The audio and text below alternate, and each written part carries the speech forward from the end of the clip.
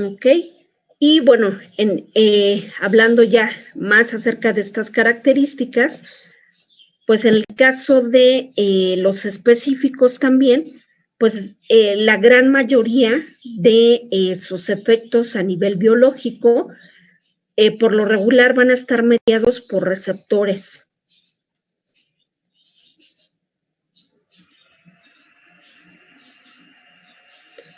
Uy. ¿Me pueden indicar quién es su compañero? Roberto, ¿cuál es su apellido? Es Gómez Gordillo, maestra, pero ya pude ingresar, es que no me dejaba. ¿Ya? Ya, Ok. gracias, maestra. Gracias. Sí. Sí, le había avisado a mi compañero Leonardo. Gracias. Ay, ok, está bien. Ok, entonces les comentaba que en la gran mayoría de los casos los fármacos específicos normalmente siempre van a tener que unirse a un receptor para poder ejercer su efecto farmacológico. Entonces realmente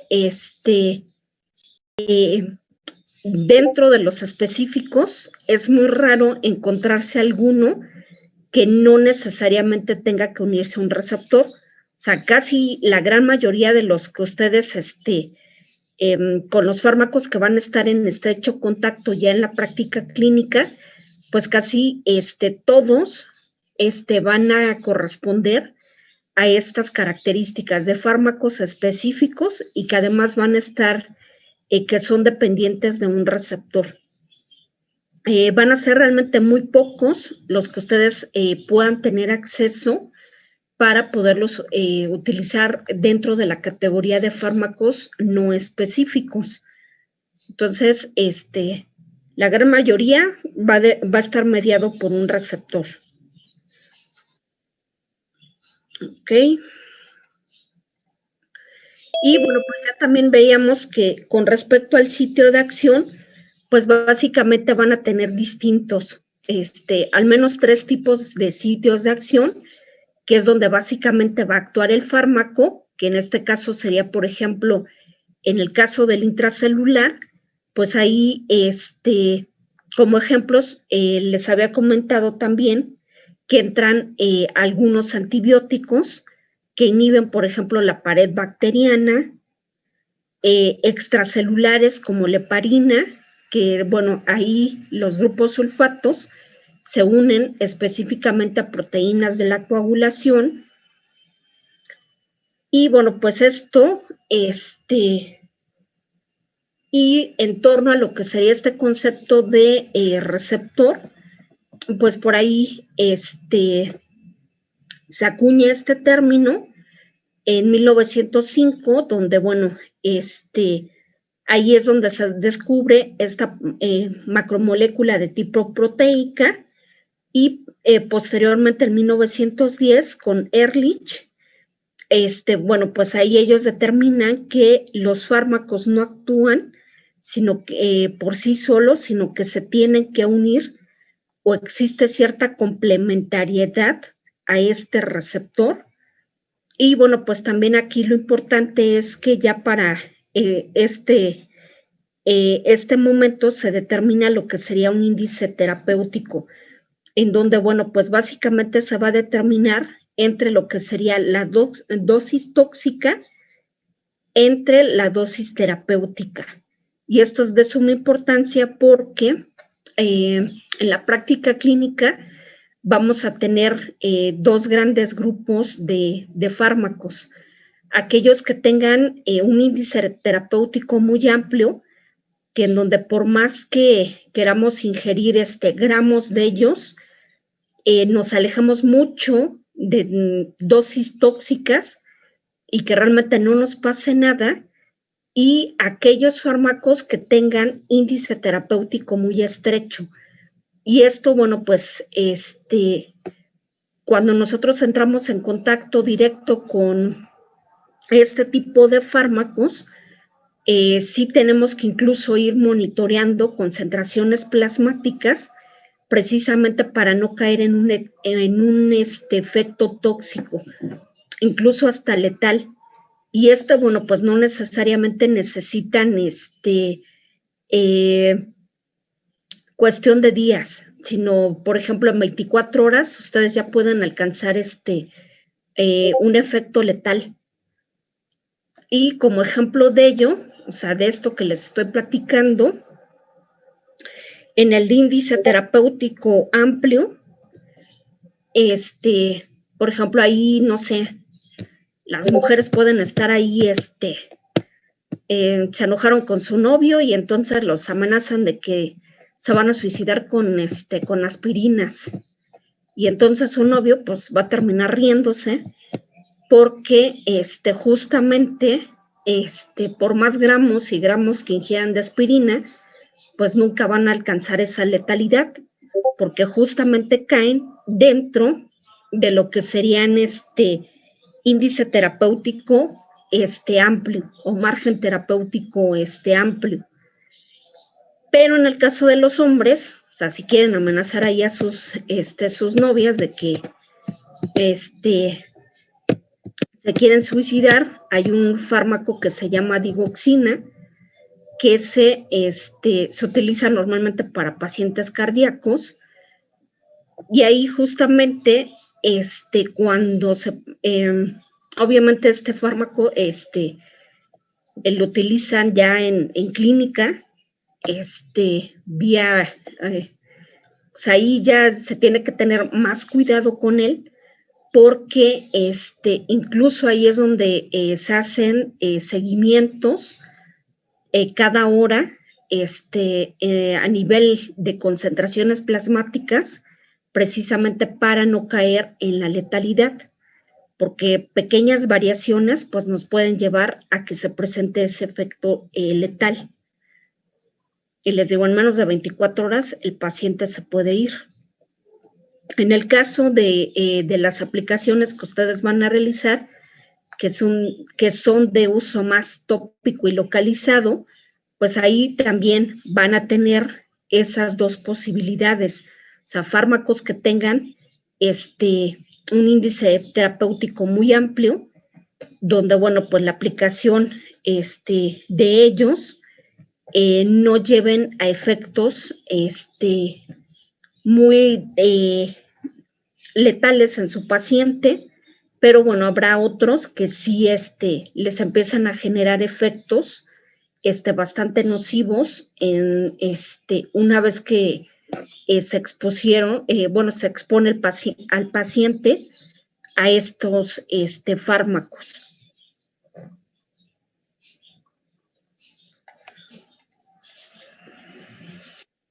Y bueno, pues también en 1920, Clark menciona lo que sería la teoría de ocupación de receptores, en donde, bueno, pues aquí él lo que propone es que, bueno, de entrada, para que yo pueda empezar a observar un efecto farmacológico, pues nos hablan de algo que se llama proporcionalidad o ocupación de receptores. Y entonces, claro, lo que aquí propone es que para que yo pueda empezar a observar un efecto benéfico en mi paciente, pues casi todos los receptores yo los tengo que tener ocupados. O sea, más de un 90% de receptores deben de estar ocupados para que ocurra ese efecto farmacológico. Y cuando se empieza a presentar ese efecto farmacológico, se habla de que alcance el efecto máximo. Y fíjense bien, o sea, una vez que ya alcancé ese efecto máximo, también va a depender de la concentración del fármaco que yo esté administrando y en realidad de cuántos receptores yo tenga en ese momento disponible.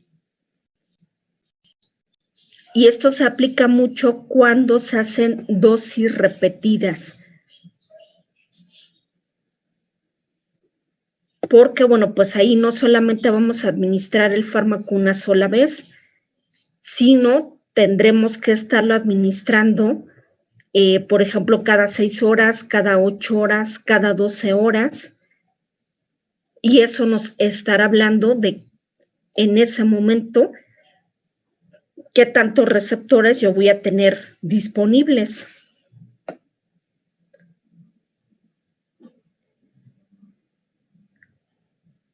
Y bueno, en función también de esto, vean que va a depender la intensidad del efecto farmacológico.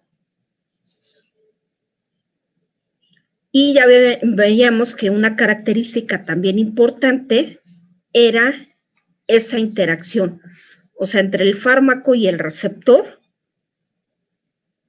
que nos habla del concepto de afinidad. O sea, la afinidad hace referencia a lo que sería ese complejo de unión entre su fármaco y su receptor, y lo que sería la actividad intrínseca, que es el efecto farmacológico.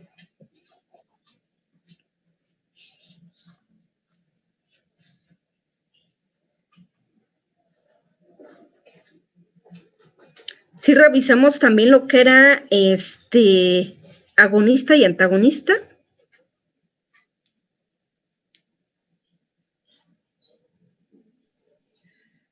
Creo que no, profesora. Creo que no. ¿No? Ok, bueno, entonces ahorita vamos para allá para ver lo que sería agonista y antagonista. ¿Dudas hasta el momento? No, ninguna. No, maestra, ninguna. No, ok. Entonces, bueno, continuando con este orden de ideas. Bueno, entonces, esta unión entre el fármaco y el receptor se conoce como afinidad, y lo que sería la capacidad para producir el efecto biológico o la presencia del efecto farmacológico se conoce como actividad intrínseca.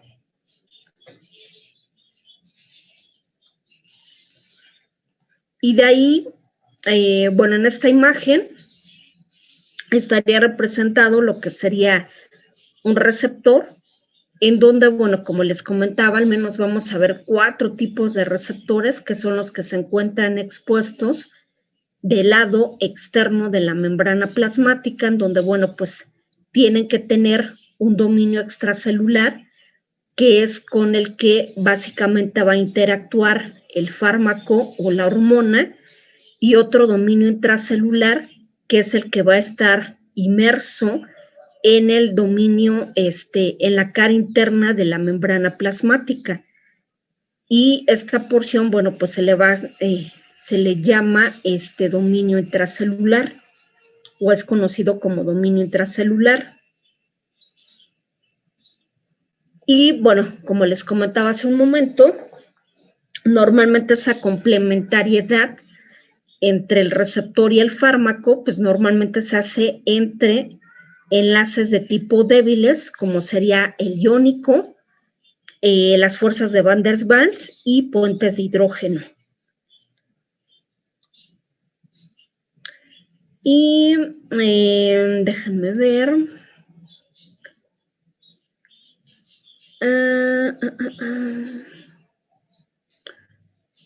Y bueno, pues también básicamente vamos a tener dos grandes grupos de fármacos, lo que serían los agonistas y lo que serían los antagonistas. En el caso de los fármacos agonistas, van a ser aquellos fármacos que tengan afinidad y actividad intrínseca. Y en el caso de los antagonistas, tienen afinidad, pero carecen de actividad intrínseca.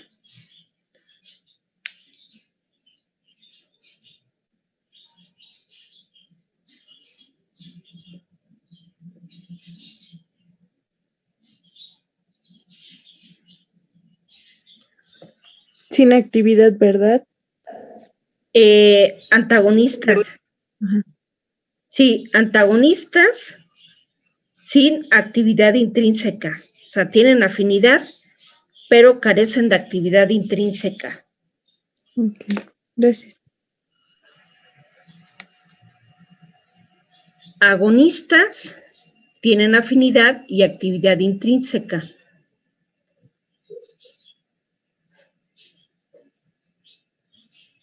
Y en la práctica clínica, ambos grupos de fármacos van a poder utilizarlos. O sea, agonistas y antagonistas.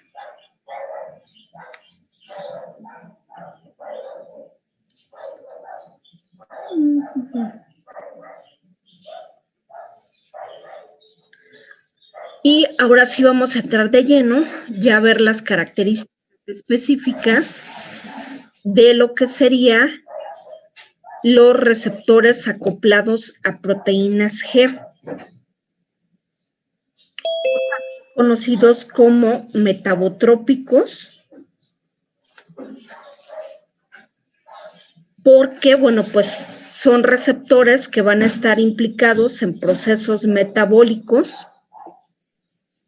¿Me podría repetir la palabra meta qué? Metabotrópicos. Ah, gracias. Metabotrópicos. O también los pueden encontrar con como receptores de 7 dominios transmembranales o acoplados a proteínas G.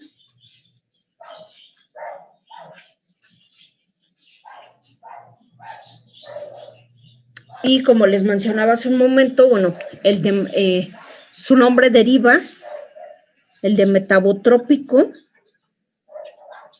por estar involucrados en procesos metabólicos, o sea, en vías de señalización de carbohidratos y de lípidos. Sin embargo, también van a participar en procesos de división y de diferenciación celular, específicamente en la fase 1 del ciclo celular.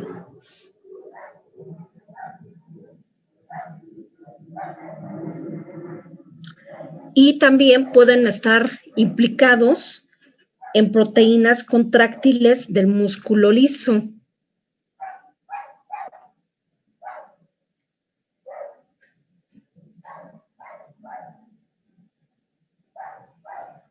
Esto es para que, por ejemplo, puedan flexionar, no sé, una rodilla.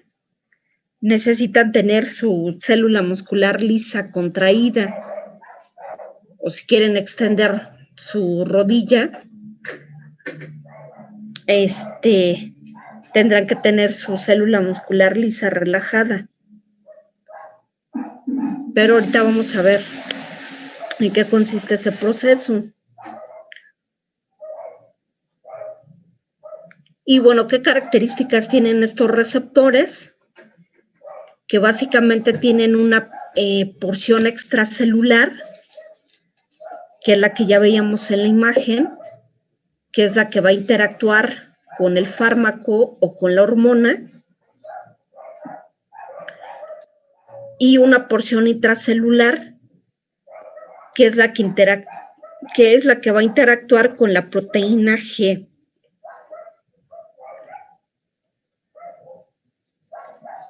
Y esta proteína G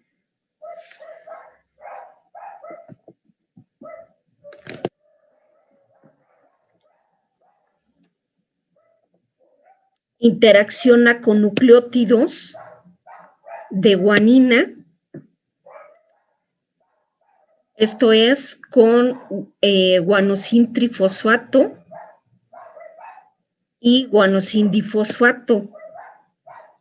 Entonces, de ahí que se conozca como proteína G. Pero también, bueno, tiene la característica de ser GTPasa,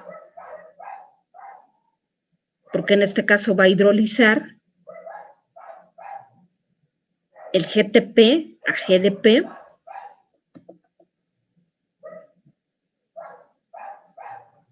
Pero además, esta proteína G forma un heterotrímero.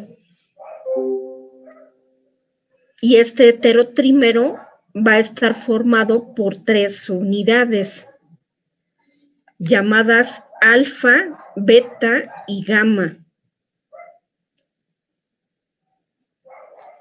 Estas siempre van a estar unidas a la proteína G en forma inactiva.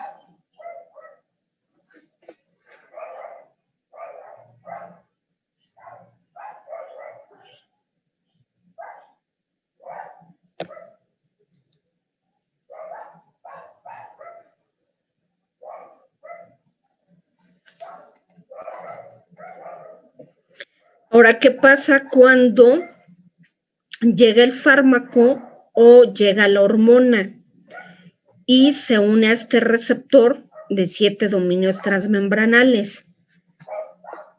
Ya quedamos que esta proteína G está formada por estas 3 subunidades. Entonces, cuando llega la hormona o el fármaco y se une a este receptor, la proteína, estas unidades, la beta y la gamma, se liberan y solo queda la proteína G unida a la subunidad alfa. En ese momento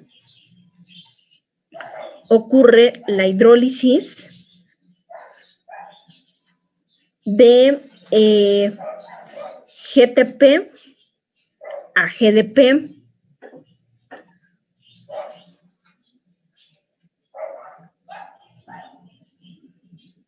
Y en ese momento se van a activar otras enzimas que serían las efectoras, como podría ser el caso de la adenilatociclasa.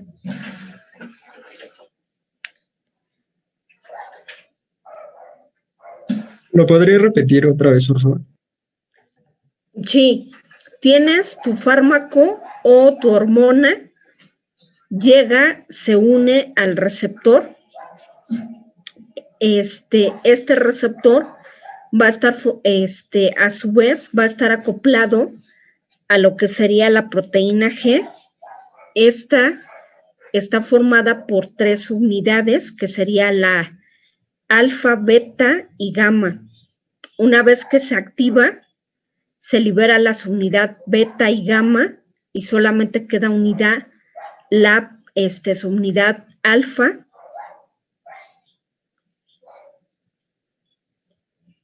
Ocurre la hidrólisis de GTP a GDP.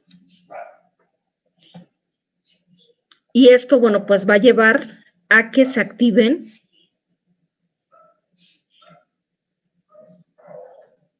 en este caso, por ejemplo, la adenilatociclasa, que sería la enzima efectora. Muchas gracias. Pero fíjense bien, aquí dentro de esta subunidad alfa, todavía para complicarnos más la vida, tienen una S o una I. Esto quiere decir que puede ser de tipo estimulatorio o de tipo inhibitorio. Entonces tienen proteínas G, S de tipo estimulatorio o GI, que serían de tipo inhibitorio.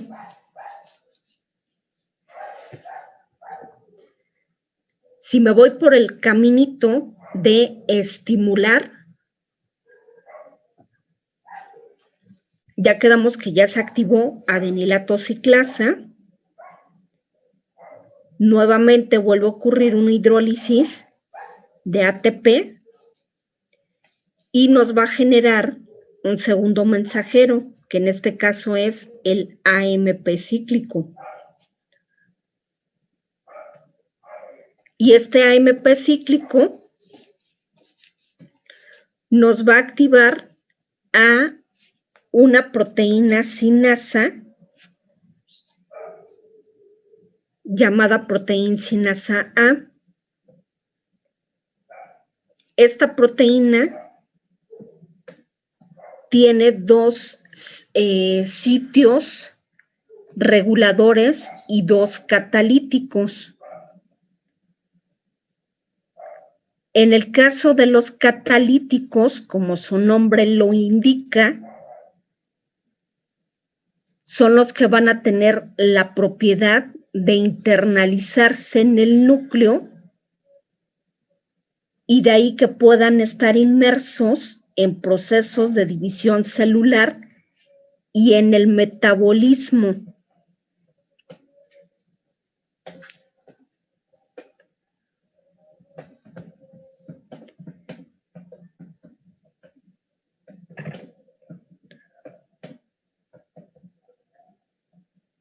¿Queda claro? Sí, profesor. Ok, entonces, ahora fíjense bien, no vamos a activar adenilato ciclasa. Estos receptores pueden tener también ahí asociada una proteína G, pero ahora de tipo GQ. Y si es de tipo GQ, van a activar a lo que sería la fosfolipasa C.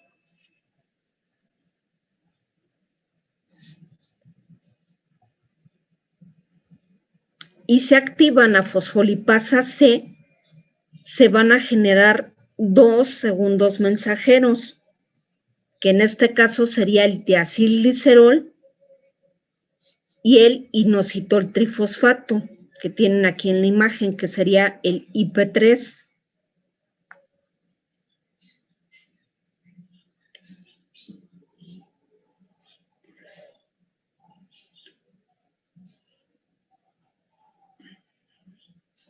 Entonces, el IP3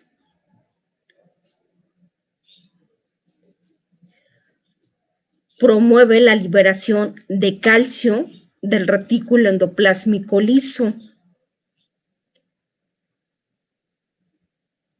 Y entonces ese calcio se tiene que ir hacia una célula efectora, que en este caso va a ser la célula muscular lisa.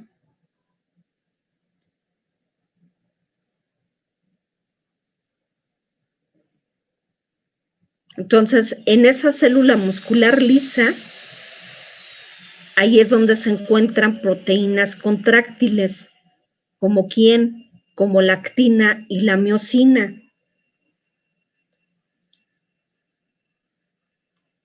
Y entonces, para que yo pueda estirar o flexionar la pierna, si necesito estirar, necesito que internamente en mi célula muscular lisa disminuyan la concentración de calcio. Y a la inversa, si yo la quiero doblar, necesito que aumenten las concentraciones de calcio intracelular en mi célula muscular lisa.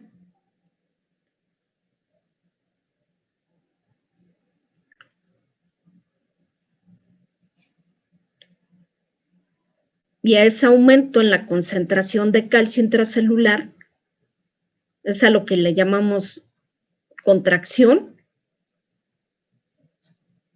o relajación, cuando disminuyen las concentraciones de calcio intracelular en la célula muscular lisa.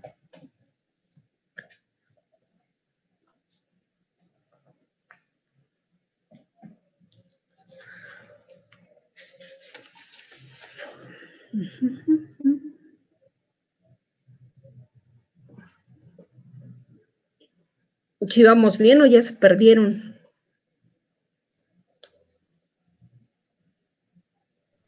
Más o menos.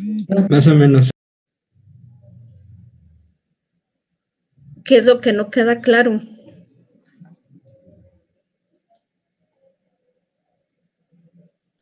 No, más bien es todos los nombres, ¿no? Que son, pues, difíciles de pronunciar y cuesta trabajo.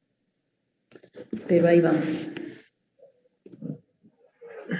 Ok, entonces, bueno, para esta parte, normalmente yo lo que les pido es que hagan sus propios esquemas para que sea un poco más, menos complejos, para ustedes.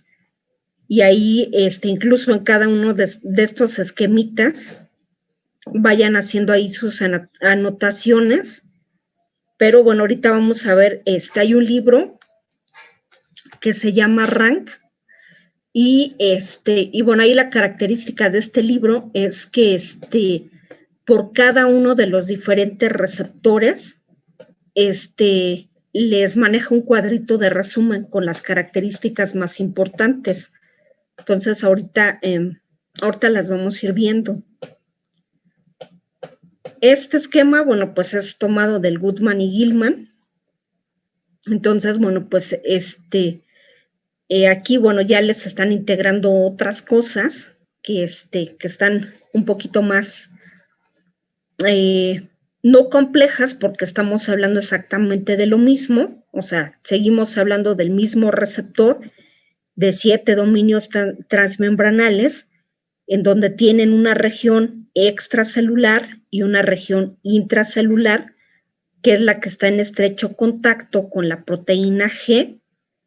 Y entonces aquí ya quedamos que si es de tipo estimulatorio, me va a activar a lo que sería adenilato ciclasa, o bien si esta proteína G se trata de una proteína GQ, se estará uniendo a lo que me estaría activando a lo que sería fosfolipasa C. Y bueno, pues ya lo que ahorita les estaba comentando, o sea, una vez que se libera, por ejemplo, calcio del retículo endoplásmico liso, este calcio pues viaja hacia lo que sería célula muscular lisa para poder ejercer un efecto fisiológico, que sería ya el evento final. Entonces, si se dan cuenta, el hablar de la parte de de las enzimas y de segundos mensajeros, nos están relacionando lo que serían esas secuencias de eventos bioquímicos hasta culminar, por ejemplo, en este caso, en la célula efectora, que sería la célula muscular lisa, que sería ya propiamente el evento fisiológico que nos va a permitir ya traducirse esto en un efecto farmacológico, ya sea benéfico o tóxico. Entonces, a eso se refiere, por ejemplo, con el concepto de mecanismo de acción. Y bueno, pues aquí lo están viendo representado en este esquema. O sea, la parte bioquímica y finalmente la parte fisiológica.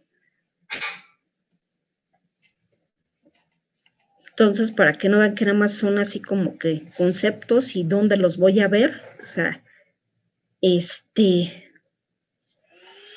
sí los, bueno, en este caso ahí los están viendo. Y en esta figura, justamente les están representando lo que sería el concepto de un fármaco agonista y uno de tipo antagonista. Entonces, fíjense, en el caso de los agonistas, ya quedamos que tienen afinidad por o sea, tienen afinidad y actividad intrínseca. Esto es, son fármacos que se unen a un receptor, que es el concepto de afinidad, y el de actividad intrínseca es la presencia de un efecto farmacológico. Y en este caso, en la imagen está representado, por ejemplo, el incremento de la actividad celular, que sería la actividad intrínseca. Y del otro lado, tienen representado lo que sería un antagonista, en donde el fármaco se une al receptor y nos inhibe la actividad celular.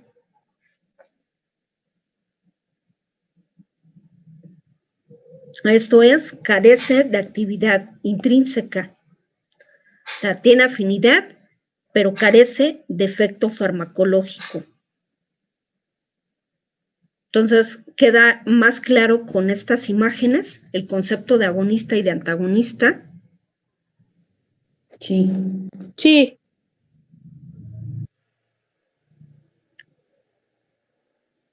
Ok. Déjenme ver, seguimos.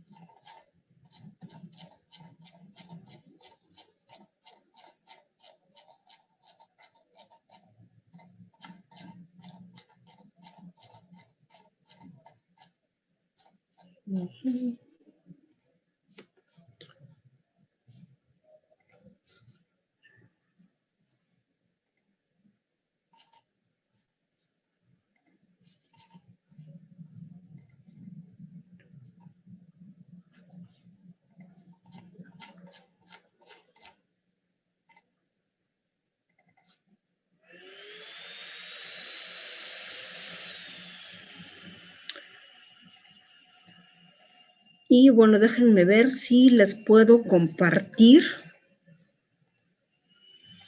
una presentación que tenemos por ahí en animación. Si están viendo una presentación que dice Diplomado de Farmacología Clínica. No, profesora. ¿No? No, todavía no carga. A ver, déjenme ver. Bueno, ustedes me dicen por qué.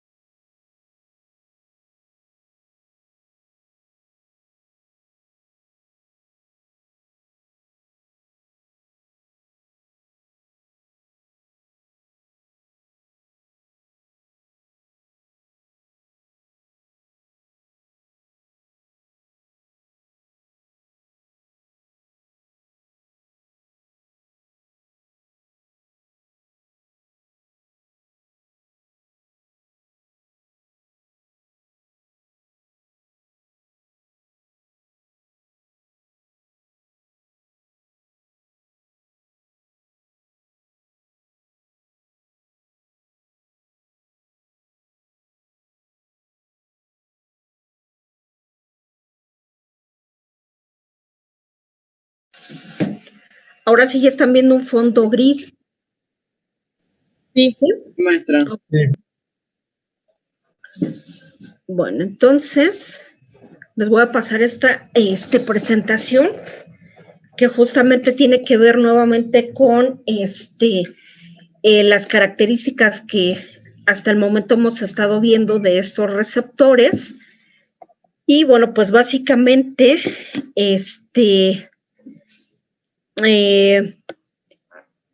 hablar de receptores, bueno, pues son moléculas, como les mencionaba hace un momento, bueno, pues son macromoléculas de tipo proteicas, en donde básicamente, bueno, pues vamos a ver 4 tipos de ellos. Entonces, vamos a ver lo que serían características también distintivas de lo que serían canales iónicos con actividad enzimática y que serían receptores nucleares, en donde, bueno, pues ahí, como ejemplo de ello, tendríamos a los esteroides. Y, bueno, fármacos comúnmente utilizados en la práctica clínica que entran dentro de de quienes podrían utilizar este tipo de receptor, pues entrarían lo que serían los glucocorticoides o los fármacos antiinflamatorios de tipo esteroidal. Y bueno, pues estos receptores, como les mencionaba, al menos van a estar 4 de ellos expuestos del lado de la cara externa de la membrana plasmática, en donde pues básicamente tienen, van a interaccionar con lo que sería su hormona o en este caso con su fármaco. Y esto es a través de uniones débiles. A diferencia, por ejemplo, de lo que serían los nucleares, en donde pues tendrán que internalizarse de lo que sería de la cara externa de la membrana plasmática hacia el interior de la membrana plasmática, viajar de citoplasma hacia el núcleo para poder llevar a cabo su función farmacológica. Sin embargo, también dentro de las funcionalidades que pueden tener, pues vean que aquí puede ser esa señalización entre célula y célula, o incluso con una célula vecina, o incluso, por ejemplo, a nivel de sinapsis, o ya a nivel de diferentes ubicaciones, a nivel, por ejemplo, de órganos. O sea, lo que también les comentaba, que podemos tener ahí diferentes funcionalidades. Por ejemplo, un receptor que se encuentre en corazón y que tenga ahí que ver con, por ejemplo, con aumento de frecuencia cardíaca, quizá, por ejemplo, en pulmón, ahí ya tengo otra funcionalidad distinta. O sea, ahí, por ejemplo, permita tener mejor distinción, promover un mayor intercambio, por ejemplo, de oxígeno y de dióxido de carbono. O sea, una mayor distinción, por ejemplo, pulmonar. Entonces, ahí estamos hablando del mismo receptor localizado en diferentes órganos con diferentes funcionalidades. Y nuevamente, como les mencionaba, pues básicamente aquí la farmacodinamia, pues lo que se encarga es precisamente de identificar cómo es que ese fármaco o esa molécula nueva va a interaccionar con ese receptor y cómo es que se van a ir estableciendo esa serie de eventos de tipo bioquímicos que finalmente van a culminar en un evento fisiológico y que finalmente se va a traducir en un efecto benéfico. Y bueno, como les mencionaba ahí, el receptor, bueno, pues es un complejo proteico en donde, bueno, pues tiene que estar ahí con el que va a interaccionar esa hormona o ese fármaco y que, bueno, nos va a llevar a que se establezca toda esta serie de eventos. Y de ahí, bueno, pues se va a derivar lo que sería agonista y antagonista, que es lo que estábamos viendo hace un momento, que aquellos agonistas, fármacos agonistas, son los que tienen afinidad y actividad intrínseca, y antagonistas que tienen afinidad pero carecen de actividad intrínseca. Y bueno, pues otra vez está en la imagen que ya ahorita les había mostrado hace un momento. Y pues básicamente dentro de estas, en este esquemita, pues está representado nuevamente lo que sería la bicapa de fosfolípidos de su membrana plasmática, cómo es que el receptor tiene el dominio extracelular expuesto del lado de la cara externa de la membrana plasmática y el dominio interno que estaría en contacto ya con lo que sería propiamente, con lo que sería su proteína. En este caso, su proteína G. Cómo es que a partir de esos segundos mensajeros nos van a llevar hacia la activación de otras proteínas efectoras que finalmente son las que nos van a llevar a que se establezcan ese efecto fisiológico. Y por tratarse de estos receptores, metabotrópicos, como les mencionaba, pues van a estar inmersos en procesos de metabolismo, esto es en vías de señalización de carbohidratos y de lípidos. Sin embargo, también tienen que ver con alteración a nivel de expresiones de genes por su asociación con división celular, o en el caso de las células contráctiles, que ya vimos que es la célula muscular lisa, que ahí, bueno, pues nos pueden alterar lo que sería el movimiento. Y bueno, pues ahí normalmente, en cuanto a las funciones, pues va a depender, ¿no? O sea, si se induce esta activación para que pueda sobrevivir, por ejemplo, la célula, para su crecimiento o división, para su diferenciación, o incluso para programar su muerte, que sería a través de la apoptosis. Y bueno, pues en este esquema está representado lo que serían precisamente los diferentes tipos de receptores, en donde, bueno, en la parte del esquemita de color azul tendrían el receptor de canales iónicos, el que ahorita estamos viendo, el de receptores nucleares, el de actividad enzimática y el de receptor nuclear. Entonces, de cada uno de ellos vamos a ir viendo ahí sus características distintivas. Y vean nuevamente en este esquemita, está representado lo que sería propiamente el receptor que estamos viendo en este momento, que es el de receptor acoplados a proteínas G, cómo es que está en estrecho contacto con lo que sería esta proteína, y ahorita vamos a ir viendo a detalle las características que ya les había mencionado previamente. Y bueno, ejemplos de hormonas que tienen afinidad por unión a este tipo de receptores, por ejemplo, se encuentran los de acetilcolina a través de receptores muscarínicos, también conocidos como M, receptores adrenérgicos por adrenalina, dopamina, que sería dopaminérgicos, serotonina e histamina.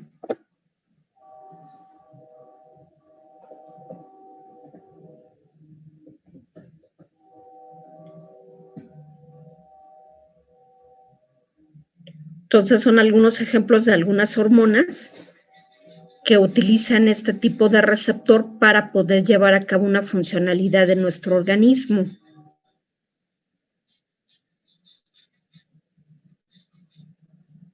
Y bueno, pues este es otro esquemita, bueno, es otro dibujo del receptor. Lo que ya habíamos visto, nos vamos directo a la animación. Bueno, ahorita nos vamos directo a las animaciones. Y bueno, pues aquí en este primer paso, pues está representando cuando, por ejemplo, la hormona o el fármaco entra en contacto con la proteína G.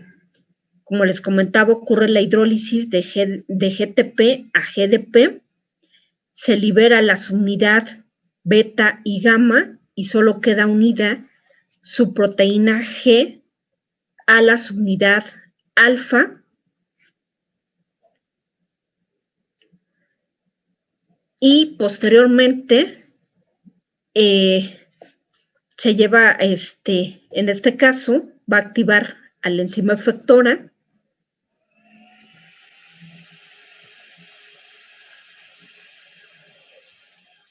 Y en este caso, bueno, ya quedamos que es adenilato ciclasa, en donde, bueno, pues para que se pueda activar adenilato ciclasa, tendría que ser una proteína GS o de tipo estimulatorio, en donde, bueno, pues nos va a promover la hidrólisis de ATP y esto nos va a llevar a que aumente el AMP cíclico y finalmente este AMP cíclico pues nuevamente nos lleve hacia la activación de sinasas que serían las efectoras.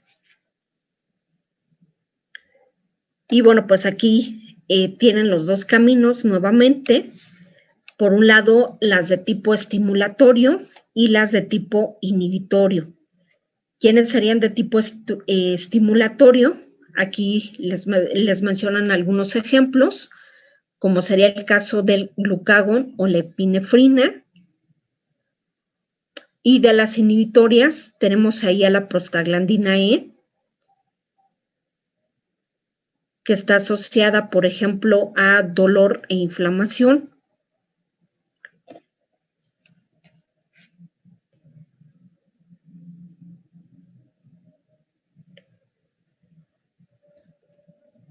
Y bueno, en cuanto a las funciones del AMP cíclico, pues vean que esa activación de esas enzimas efectoras, de enzimas sinasas, pues están implicadas en, por ejemplo, en ensamblaje o desamblaje de microtúbulos, metabolismo de lípidos y carbohidratos, síntesis de DNA o de RNA, o también a nivel de síntesis proteica.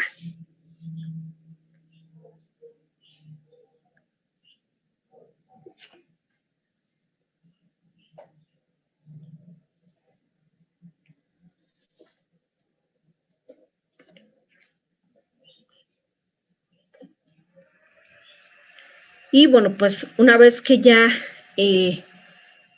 si tenemos a la proteína GS de tipo estimulatoria, pues ya quedamos que al aumentar las concentraciones de AMP cíclico, pues esto va a hacer que se active lo que sería la proteína sinasa A. Como les comentaba, está formada por 2 unidades reguladoras y 2 catalíticas. En el caso de las catalíticas, son las que llevan a cabo la funcionalidad, son las activas. Y bueno, pues aquí ya sería la resultante final. O sea, en este caso, pues tiene que ver con una respuesta a nivel de metabolismo, por ejemplo.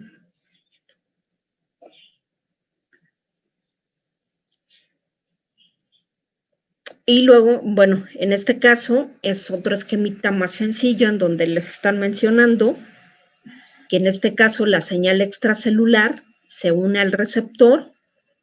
Normalmente siempre se va a ubicar en la cara externa de la membrana plasmática y bueno, pues nos va a desencadenar una serie de respuestas a nivel celular a lo que nosotros le llamamos traducción de señales, hasta que finalmente culminen con un evento de tipo intracelular.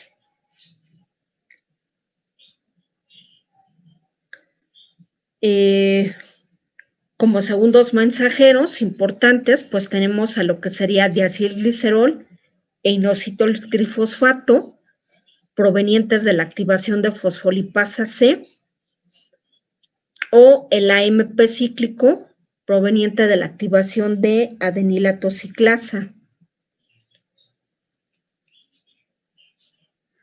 El calcio también, y el GMP cíclico también es otro segundo mensajero.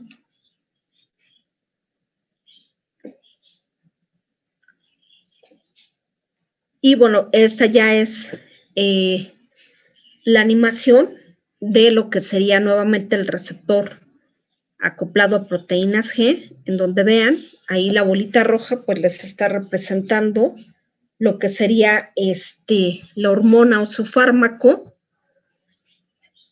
Una vez que entra en contacto con el receptor acoplado de 7 dominios transmembranales, ahí ya tienen, ahí ya se está activando la proteína G, ya ocurrió el intercambio o la hidrólisis de GTP por GDP.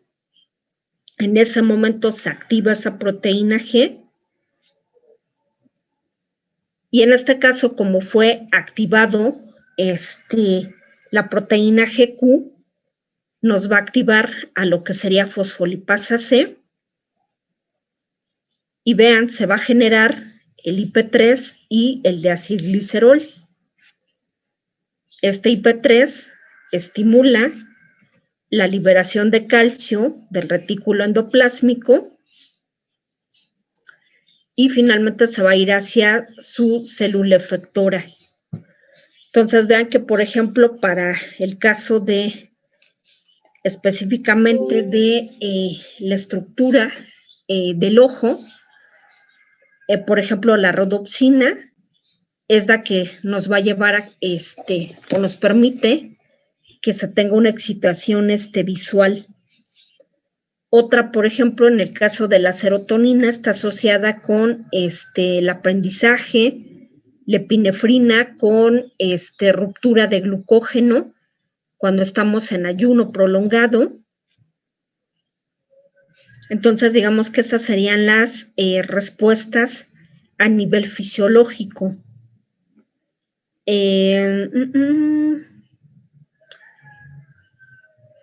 ¿Hasta aquí tienen alguna duda? ¿Alguna pregunta? No, maestra. No, profesora. Ahora, por ahí, acuérdense que se les había quedado una actividad, que era la de que ustedes, bueno, me platicaran acerca de su estructura del ojo, o sea, qué tipos de receptores se van a poder encontrar ahí.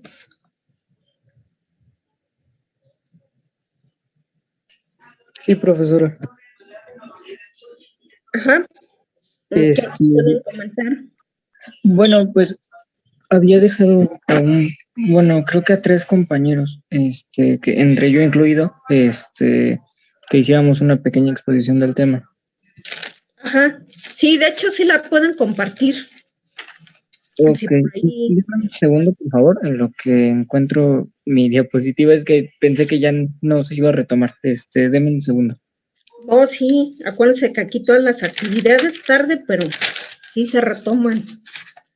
Si no van a decir, la profesora nos pone a trabajar y nunca revisa nada de lo que nos deja. Pero sí, conforme vamos avanzando, vamos retomando ahí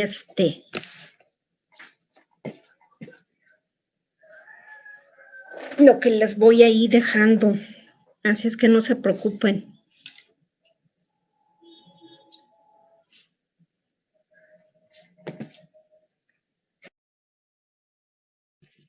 No sé si alguno de mis otros 2 compañeros pudieran comenzar. Es que la necesito pasar de la compu a mi teléfono para poderla proyectar. Ah, ya. Sí, adelante.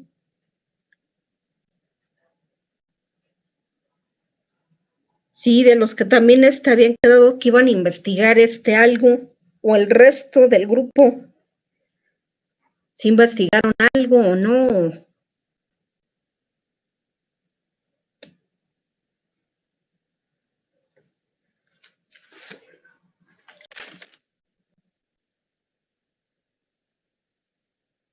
Ujú. Y por ahí nos falta alguien, y era una mujer.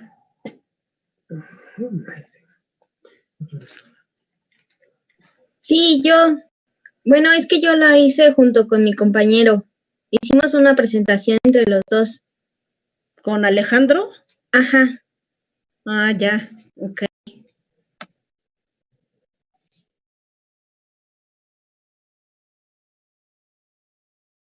Algunas de las diferentes capas.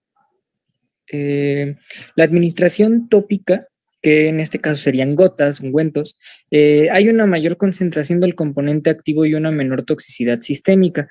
Esto debido a que muchas de estas aplicaciones tópicas no requieren una directa absorción en el tejido, en la circulación sanguínea, lo cual hace que se reduzcan los efectos a nivel sistémico y únicamente tengan una repercusión a nivel ocular y en las células diana. El volumen de una gota es aproximadamente de 50 microlitros, por lo tanto, la concentración de este principio activo debe ser mucho más alta y debido a que, pues obviamente el ojo tiene el lagrimal reflejo y diferentes mecanismos de drenaje, solo se retiene el 20% del principio activo que se está aplicando debido al lavado por el lagrimal reflejo, que al final se acabará drenando por el punto lagrimal o cualquiera de los otros métodos de drenaje del ojo. Bueno, esta es una imagen de la córnea. En la parte superior se puede ver el epitelio corneal y en la parte inferior sería el ingreso al humor acuoso. En cada una de estas capas, que como nosotros sabemos, la córnea tiene diversas capas, además de tener que sobrepasar las 3 capas de la película lagrimal, requiere que los fármacos tengan ciertas cualidades que les permitan llegar a las células diana, ya sea el estroma corneal, el epitelio corneal o cualquier parte de este. La córnea tiene determinada permeabilidad. En el caso del epitelio corneal, este es hidrofóbico, o sea, repele el agua, y lipofóbico. Tiene una atracción por los óleos o los aceites. El estroma es hidrofílico y lipofóbico, básicamente lo opuesto, y el endotelio es hidrofóbico y lipofílico. Por lo tanto, los fármacos que requieran llegar a determinar, que quieran atacar a toda, bueno, no atacar, tener un efecto directo en todas las capas de la córnea, deben ser hidrofílicas y lipofílicas a la vez. Y pues en el lado derecho les puse una imagen de las capas de la córnea, nada más como recordatorio.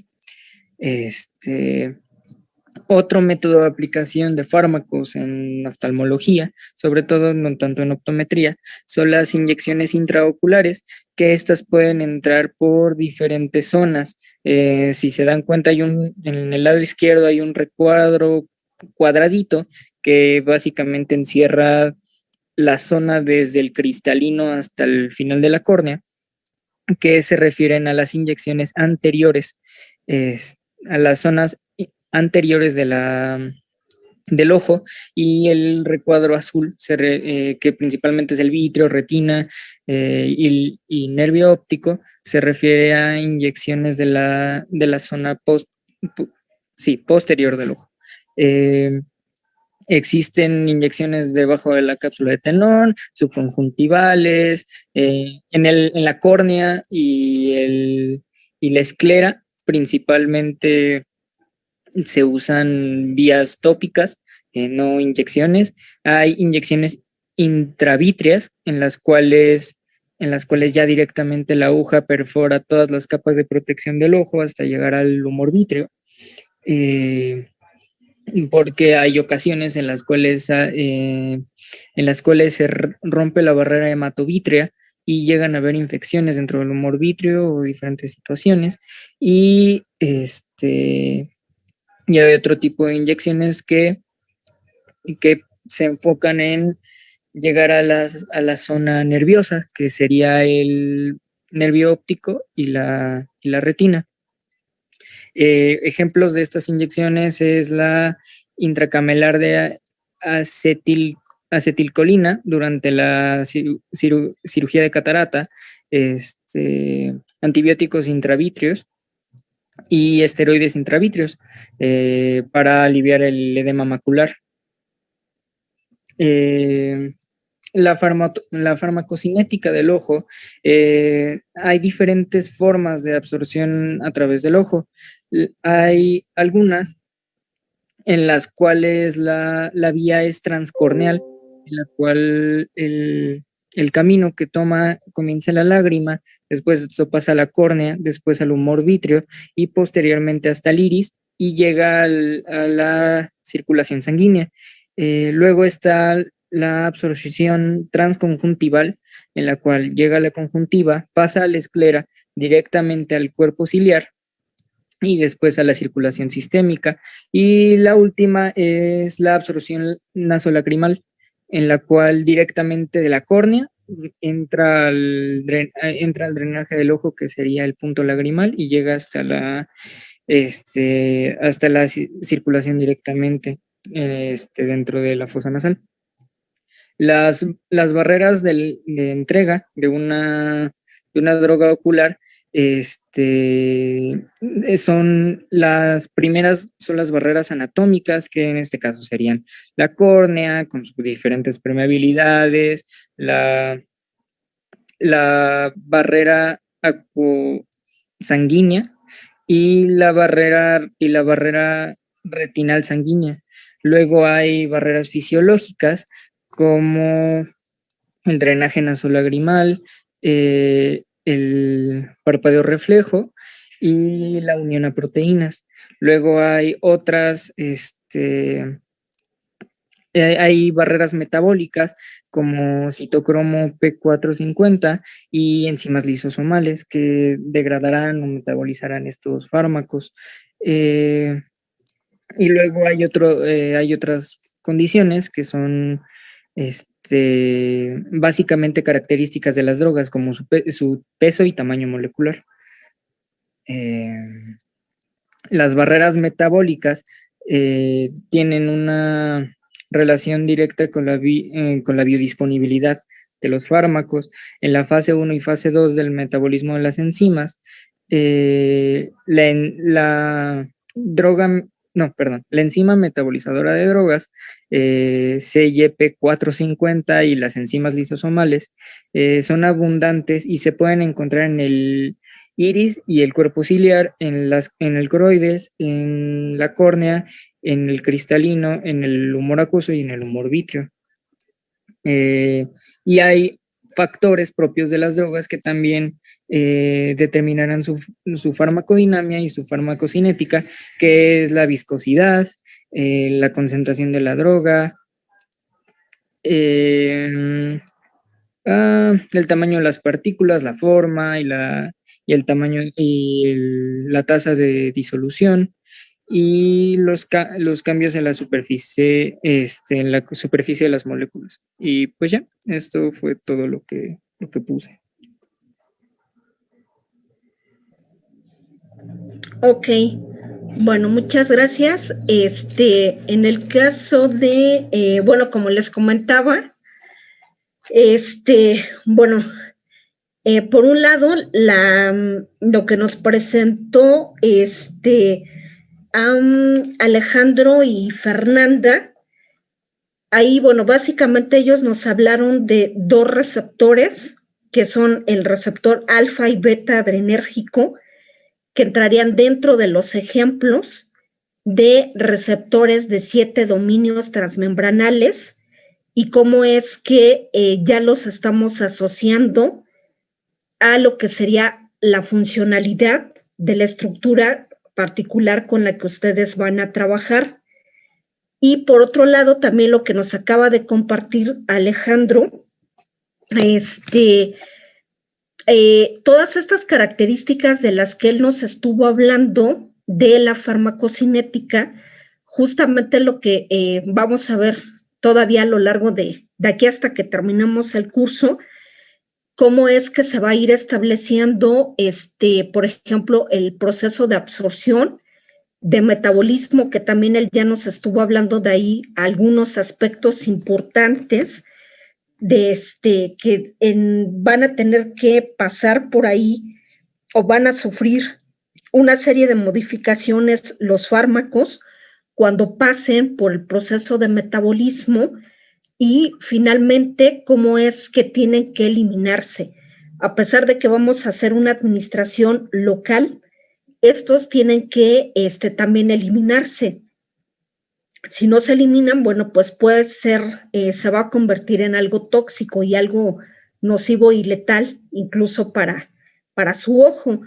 Entonces, pero bueno, de manera general, dense cuenta que, por un lado, estamos viendo las características generales, sí, de estos receptores, pero aquí la idea es que también ustedes, de alguna forma, también ya lo vayan asociando con lo que sería propiamente las características que tiene la estructura con la que ustedes están trabajando. O sea, que vean que no son conceptos o que nada más se quede esto como teoría, sino que finalmente vayan viendo ustedes la utilidad práctica. O sea, cuáles podrían ser esos fármacos que podemos utilizar, bajo qué condiciones,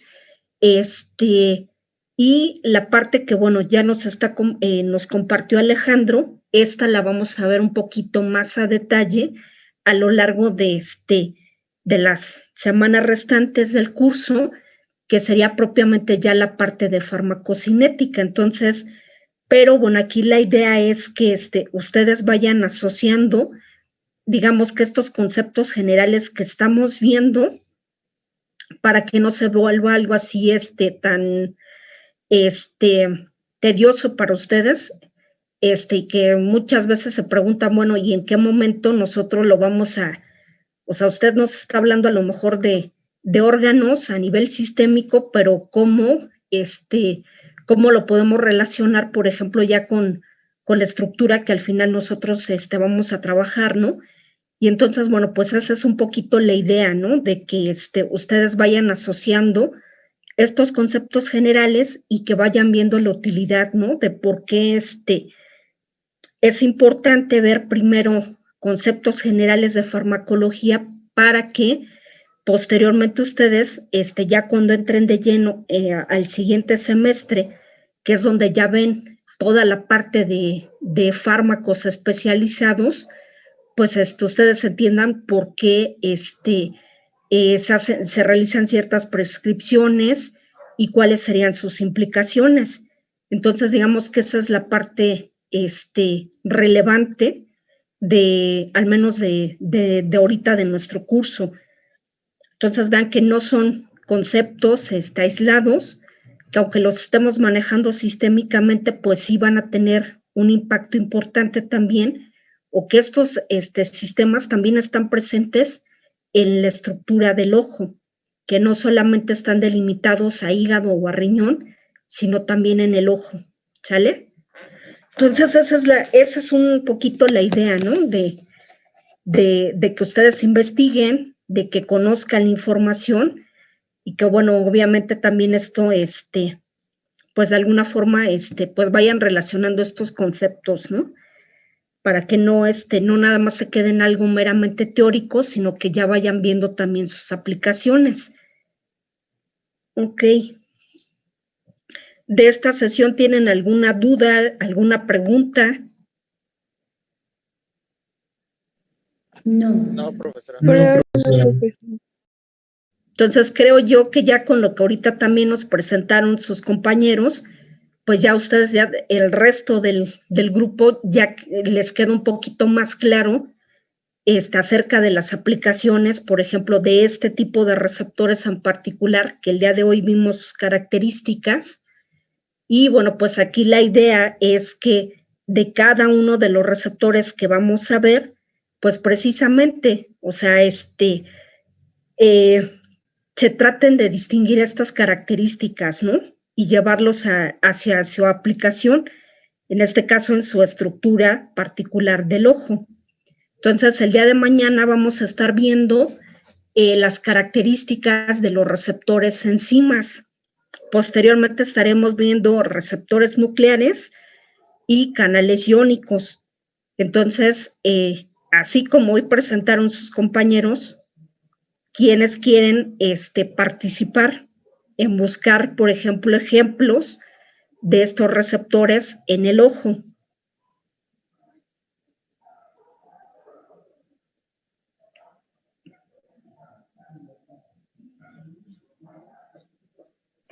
¿Para qué día, maestra? Puede ser para el día de mañana o puede ser para la siguiente sesión. O sea, si gustan, podemos dejar para la siguiente sesión para que tengan ahí un poco más de tiempo para investigar. Entonces lo pasaríamos para el siguiente miércoles. Entonces creo que ya tendrán un poquito más de tiempo para poder investigar. Ok. Si gusta yo, nada más me repite lo que tenemos que buscar.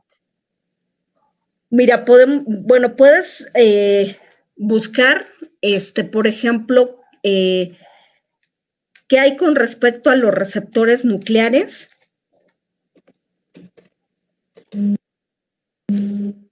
Y podría ser también con canales iónicos. ¿Ok? Porque ya en el caso de las enzimas, ahí sí ya estaría como que más complicado, pero bueno, ahí ya de lo de enzimas, bueno, y esa parte ya